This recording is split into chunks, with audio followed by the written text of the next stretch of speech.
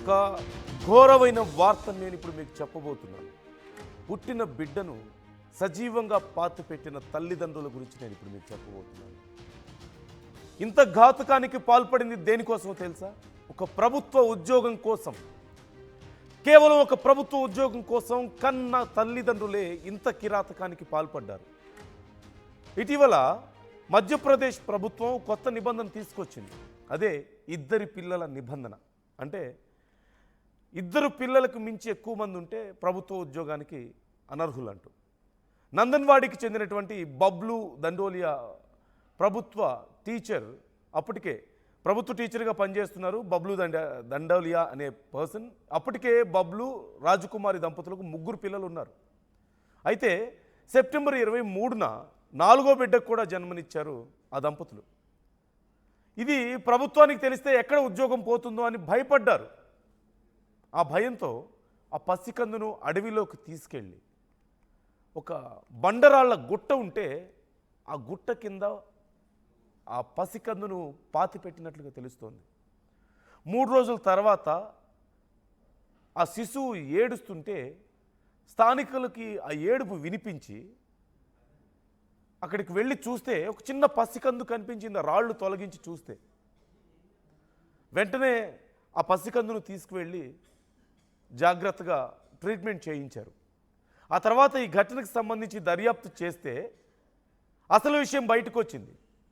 కన్న తల్లిదండ్రులే ఆ పసికందును ఆ రాళ్ల కింద పూడ్చి పెట్టారు, అక్కడ పెట్టేసి వెళ్ళిపోయారు, ప్రాణాలు పోవాలని చెప్పేసి అంటూ తెలిసింది.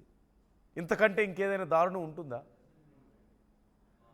ఇంతకంటే దారుణం ఇంకేదైనా ఉంటుందా? ఇప్పుడు నేను చెప్తున్న వార్త కానీ చూపిస్తున్నటువంటి విజువల్స్ కానీ మీకు కొంచెం కష్టంగా ఉండొచ్చు చూడడానికి, వినడానికి. సున్నిత మనస్కులు కొంచెం కలవరపడవచ్చు. కానీ వార్తను మీకు పూర్తిగా చేరవేయడమే నా ఉద్దేశం.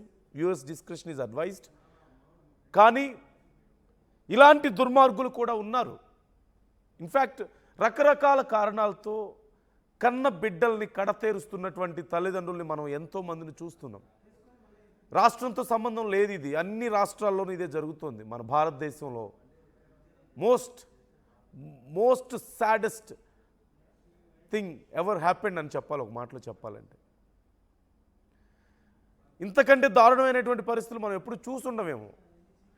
ఇన్ని రోజులు మానవత్వం గురించి మాట్లాడుకునే వాళ్ళం ఇప్పుడు తల్లితనం గురించి, తండ్రితనం గురించి చెప్పుకోవాల్సి వస్తుంది. వన్స్ అగైన్ నేను మిమ్మల్ని అందరినీ రిక్వెస్ట్ చేస్తున్నాను, జాగ్రత్తలు తీసుకోవాలని ఆర్టీవీ సూచిస్తుంది. Viewers description is advised. కేవలం వార్తను మీకు పూర్తిగా చేరవేయడమే మా ఉద్దేశం.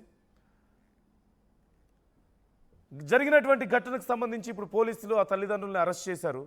అప్పటికే పిల్లలు ఉన్నారు, కానీ మరొక బిడ్డను, 4వ బిడ్డకు కూడా జన్మనిచ్చిన నేపథ్యంలో ఇక ప్రభుత్వ కొత్తగా తీసుకొచ్చినటువంటి చట్టంతో తమకు ఎక్కడ ఉద్యోగం పోతుందో అన్న భయంతో, మరి కనేటప్పుడు తెలీదా 4 పిల్లల్ని కంటారా?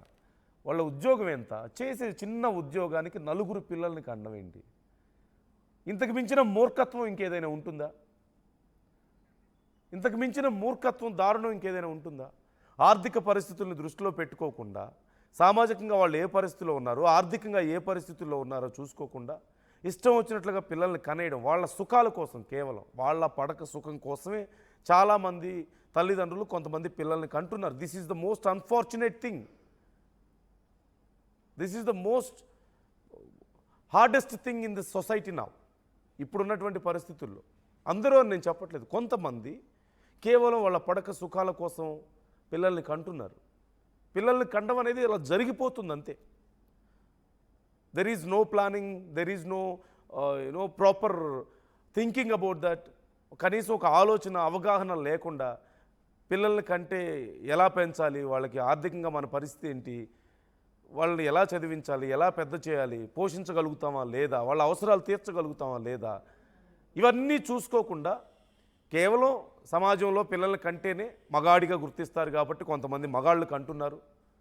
కంటేనే ఏదో మాతృత్వం అనేది వస్తేనే, లేదంటే పిల్లల్ని కంటేనే స్త్రీకి పరిపూర్ణత అని చెప్పేసి కొంతమంది సామెతలు చెప్తుంటారు కాబట్టి దానికోసం కనేవాళ్ళు కొంతమంది. సరే, కన్నారు, ఒకరో ఇద్దరినో కన్నారు, ఓకే. 3, 4 కనడం. కొంతమంది ఆ కన్న ఒకరిద్దరిని కూడా ఇలాంటి కారణాలతో కానీ చివరికి వాళ్ళని రోడ్ల పాలు చేయడము, లేదంటే వాళ్ళ ప్రాణాలు తీయడము, చెరువులో విసిరేసేవాళ్ళు కొంతమంది, గొంతు నూలిమి చంపేవాళ్ళు కొంతమంది, పాయిజన్ పెట్టేవాళ్ళు కొంతమంది, రకరకాలుగా పిల్లల్ని చివరికి వేడి నీళ్ళలో వేసేవాళ్ళు కొంతమంది, ఎక్కడో వదిలేసి వచ్చి ఆ అడవుల్లోనూ కొండల్లోనూ ఇదిగో ఇప్పుడు వీళ్ళు చేసినట్లుగా రాళ్లల్లో కొండల్లో వదిలేసి వచ్చేవాళ్ళు కొంతమంది. సో ఇంతకంటే మూర్ఖత్వం, ఇంతకంటే దారుణం ఇంకోటి ఉండదు. వాళ్ళ తల్లిదండ్రులను ఎలా అనగలుగుతాం మనం?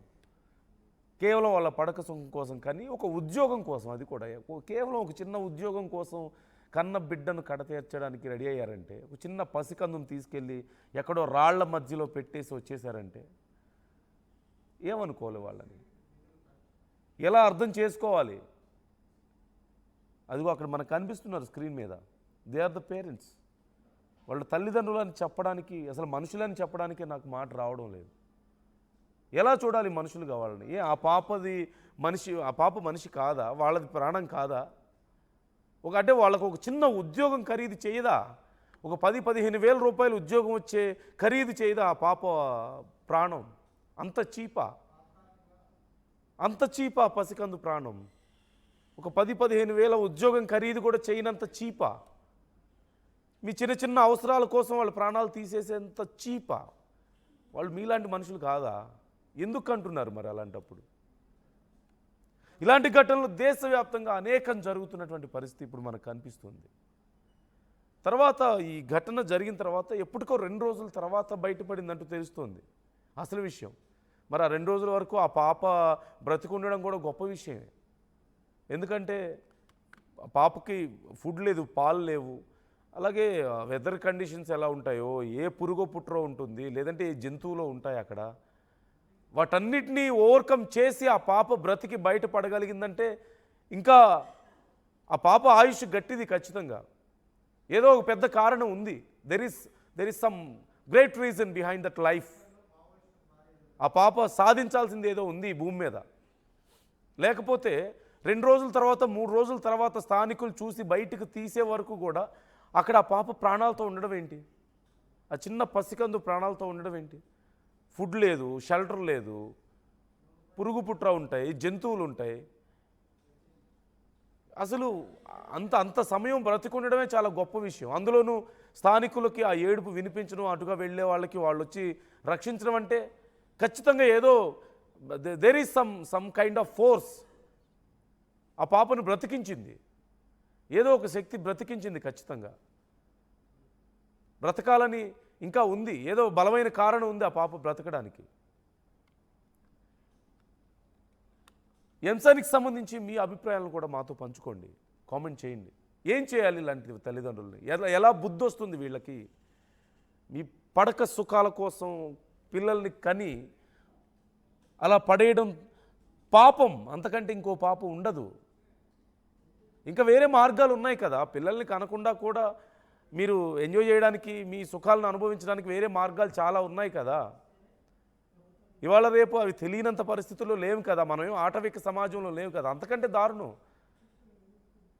మృగాలు, జంతువులు ఆటవిక సమాజంలో కూడా కన్న బిడ్డల్ని, 10 మందిని కన్న వాళ్ళు కూడా కనీసం బిడ్డల్ని కూలో నాలో చేసుకొని బతికించిన వాళ్ళు ఎంతోమంది ఉన్నారు తల్లిదండ్రులు. కేవలం ఒక 10,000 రూపాయల ఉద్యోగం కోసం ఆ బిడ్డని తీసుకెళ్ళి అక్కడ పడేసి వచ్చారు వీళ్ళు. ఎందుకు ఈ సమాజం ఇంకా ఏదో so called developed society 2025? What is the meaning of all this? ఆటవిక సమాజంలో కూడా ఎప్పుడు ఇలా చేసిన వాళ్ళు లేరు ఖచ్చితంగా. కన్న బిడ్డలంటే ప్రాణం పోయినా సరే వాళ్ళని ప్రాణంగా చూసుకున్నారు. ఉన్న దాంట్లో ఏదో సామెత ఉంటుంది కదా, కల్లో గంజో పోసి పెంచుతారని చెప్పేసి, అలా పెంచి వాళ్ళని పెద్ద చేసి ప్రయోజకులు చేశారు. వాళ్ళకి చేతైనంతలో వాళ్ళు చేయగలిగారు. బట్ ఇప్పుడు ఇంత డెవలప్డ్ సొసైటీ, ఆ తినడానికి సమస్య లేదు, ఫుడ్ దొరుకుతుంది ఎంతో కొంత, గవర్నమెంట్ స్కీమ్స్ ఉన్నాయి, గవర్నమెంటే రేషన్ ఇస్తుంది, గవర్నమెంటే ఆయిల్, పప్పులు, ఉప్పులు, కారాలు అన్నీ ఇస్తుంది. మళ్ళీ మహిళలకు మళ్ళీ సపోర్ట్గా ఇంకొంచెం డబ్బులు ఇస్తుంది. ఉద్యోగం చేసుకోవడానికి ఏదో కొంత ఉద్యోగం వస్తుంది, బేసిక్గా చదువుకున్నా. ఇవేమీ రాకపోతే ఏ పని చేసుకున్నా 500 నుంచి 1000 రూపాయలు రోజుకి సంపాదించగలుగుతారు. ఇద్దరు భార్యాభర్తలు ఇద్దరు కలిసి రోజుకి కనీసం 1500 రూపాయలు సంపాదించగలిగే పరిస్థితి. అలాంటి పరిస్థితుల్లో కనీసం ఒక చిన్న ఒక చిన్న ఉద్యోగం కోసం 10-15 వేల రూపాయల ఉద్యోగం కోసం ఒక పాప చిన్న నవమాసాలు మోసి కని పెంచడం అంటే ఇంకా అర్థం ఏంటి? నవమాసాలు మోసినటువంటి పాపని ఒక చిన్న 10,000 రూపాయల ఉద్యోగం కోసం ఆ పాప ప్రాణాలు తీయడానికి వెళ్ళారంటే ఇక ఆ మాతృత్వానికి ఏమైనా అర్థం ఉందా? అంటే ఇక్కడ ఎక్కడ కూడా విలువ లేదు. వాళ్ళకి వాళ్ళ అవసరాలే, వాళ్ళ సుఖాలే ముఖ్యం. ఇవన్నీ ఒక ఎత్తు అయితే సమాజంలో నిజంగానే పిల్లలు లేని వాళ్ళు చాలామంది ఉన్నారు కదా, వాళ్ళకి ఎవరికైనా ఇచ్చేయచ్చు కదా ఆ పాపని.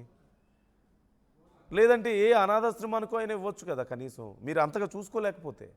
ఇక పాప ప్రాణాలు తీయడమే అనుకుంటే ఏ అనాథాశ్రమానికో ఇవ్వండి. లేదంటే పిల్లలు లేక గుళ్ళ చుట్టూ, గోపురాల చుట్టూ, బాబాజీల చుట్టూ, డాక్టర్ల చుట్టూ, ఈ ఫెర్టిలిటీ సెంటర్ల చుట్టూ పొర్లు దండాలు పెడుతున్నటువంటి తల్లులు ఎంతోమంది ఉన్నారు. పిల్లల కోసం నానా అవస్థలు పడుతున్నారు. లక్షలు ఖర్చు పెడుతున్న వాళ్ళు ఉన్నారు.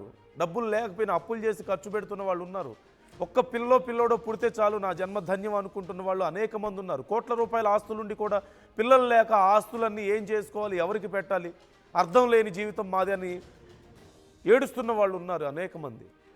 అలాంటి వాళ్ళకి ఇచ్చేయచ్చు కదా తీసుకువెళ్ళి. కనీసం ఆ మాత్రం కూడా చేయలేరు. అంటే ఆ మాత్రం విలువ కూడా లేదా ఆ పాప ప్రాణానికి? ఇంతకంటే దారుణం ఇంకోటి ఉండదు. ఈ అంశానికి సంబంధించి మీ అభిప్రాయాలను కూడా మాతో పంచుకునే ప్రయత్నం చేయండి. మీరేమనుకుంటున్నారు? ఈ విషయం విన్న తర్వాత అసలు మీకు ఎలా అనిపించింది? ఏం చేయాలి? ఇలాంటి వాళ్ళు ఎలా బుద్ధి రావాలి? మధ్యప్రదేశ్లో జరిగినటువంటి ఘటన ఇది. పుట్టిన బిడ్డను సజీవంగా పాతిపెట్టారు తల్లిదండ్రులు. కేవలం ఒక ప్రభుత్వ ఉద్యోగం కోసం అక్కడ 4వ బిడ్డకు జన్మనిచ్చారు వాళ్ళు. అయితే పిల్లలు ఎక్కువ మంది ఉంటే అక్కడ ప్రభుత్వ ఉద్యోగం ఉండదని ఒక కొత్త రూల్ వచ్చిన నేపథ్యంలో ఇక ప్రభుత్వ ఉద్యోగం ఎక్కడ పోతుందో అన్న భయంతో ఇలాంటి పని చేశారు వాళ్ళు. కామెంట్ చేసే ప్రయత్నం చేయండి మీ అభిప్రాయాలు.